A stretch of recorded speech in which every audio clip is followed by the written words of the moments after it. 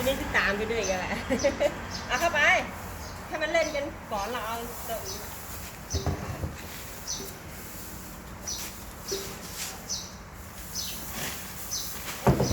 เดี๋ยวจะเอาให้มันนอนในหน้ากันอะไรอ่ะ